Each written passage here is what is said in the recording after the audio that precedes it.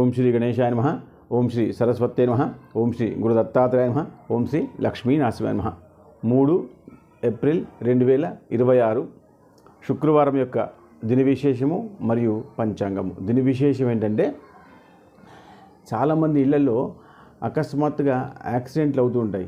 కాళ్ళు చేతులు విరిగిపోవడం, నొప్పిగా ఉండడం, చాలా కాలం వరకు సెట్ అవ్వకుండా ఉండడం, అలాంటి సమస్యలు వస్తాయి కదా. వాళ్ళందరూ కూడా ఏం చేయాలంటే, ఈ శుక్రవారం నుంచి మళ్ళీ అమావాస్య వచ్చేంత వరకు రోజు ఒక దోసెడు బియ్యం తీసి పెట్టుండే, ఒక సంచులు వేసి పెట్టండి.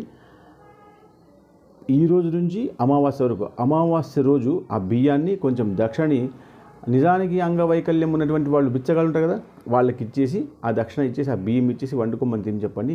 ఇప్పుడు ఎవరికైతే అంగవైకల్యం ఉందో వాళ్ళకి తొందరగా మంచిగా అయిపోతుంది, నొప్పులు బాగా అయిపోతాయి, మళ్ళీ యాక్సిడెంట్లు కాకుండా ఉంటాయి. ఈ చిన్న విషయం చేస్తూనే మంచి మార్పు ఉంటుంది. పంచాంగం ఏంటంటే, స్వస్తి శ్రీ పరాభవనామ సంవత్సరము, ఉత్తరాయణము, వసంత ఋతువు, చైత్రమాసము, బ్రాహ్మీ ముహూర్తము తెల్లవారి 5:13 నుంచి 5:41 వరకు. ఈరోజు సూర్యోదయం ఉదయం 5:54 సూర్యాస్తమయం సాయంత్రం 6:07. ఈరోజు తిథి బహుళ పాడ్యమి, ఉదయం 7:15 వరకు ఉంటుంది. దాని తర్వాత మీకు విధియ వస్తుంది. ఆ తర్వాత నక్షత్రం, ఇది చిత్తా నక్షత్రం సాయంత్రం 6:07 వరకు. దాని తర్వాత మీకు స్వాతి నక్షత్రం వస్తుంది. అయితే వారము భృగువాసర అన్నారు. దాని తర్వాత యోగము, ఈ యోగము ఉదయము వ్యాఖ్యాత యోగము, ఇది మధ్యాహ్నం 1:08 వరకు ఉంటుంది. దాని తర్వాత హర్షణం అనేటువంటి యోగం వస్తుంది. దాని తర్వాత కరణము, ఇది కౌలవ కరణము ఉదయం 7:15 వరకు ఉంటుంది. దాని తర్వాత తైతుల కరణం వస్తుంది, సాయంత్రం 7:50 వరకు ఉంటుంది. దాని తర్వాత శుభ సమయము, ఇది ఉదయం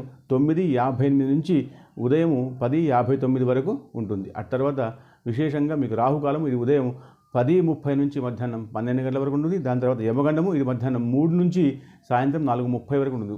దాని తర్వాత దుర్ముహూర్తం, ఇది ఉదయం 8:21 నుంచి ఉదయం 9:09 వరకు ఉంటుంది. దాని తర్వాత వర్జము, ఈ వర్జము రాత్రి 12:09 నుంచి రాత్రి 1:53 వరకు ఉంటుంది. ఆ తర్వాత అమృత గడియలు, ఇది ఉదయం 11:19 నుంచి మధ్యాహ్నం 1:01 వరకు ఉంటుంది. ఈ విషయాన్ని అందరికీ షేర్ చేయండి, లైక్ చేయండి, కమెంట్ చేయండి. శుభం.